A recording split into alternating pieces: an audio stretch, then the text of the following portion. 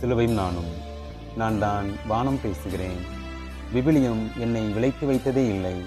படைப்பின் முதல் பக்கம் முதல் வருகையின் கடைசி பக்கம் வரை இடைவிடாமல் தொடர்கிறேன். மோசேயின் மீட்பு பயணத்திலும், நோவாவின் மீட்பின் படகிலும், ஆபிரகாமின் உடன்படிக்கையிலும், இறைவாக்கினரின் தரிசனங்களிலும் வானம் புன்னகைத்தது. நான் விண்ணில் விரிக்கப்பட்ட விஸ்வரூப படுக்கை. வானம் அவரது தந்தை வீடு, பூமியே அவரது தாய் வீடு. இயேசு பிறந்தபோது நானே வழிகாட்டினேன். யார்தான் நிற்பது யோர்தானில் என நான் தானே சான்று கூறினேன். உருமாற்றத்தின் போதும் நானே உரக்க பேசினேன். அசுர கைகளோடு பூமியில் பாய்ந்து கல்வாரியையே கலற்றி எறியும் கோபம் எனக்கு உண்டு. எனினும் இமை மூடி இருட்டு விரிக்கிறேன். அரசரை அடிமைகள் கழுவில் ஏற்றியதை பதறியபடியே பார்த்தேன். வானிலிருந்து மனிதனாய் வந்தவர் வானிலிருந்தே மகிமையாகவும்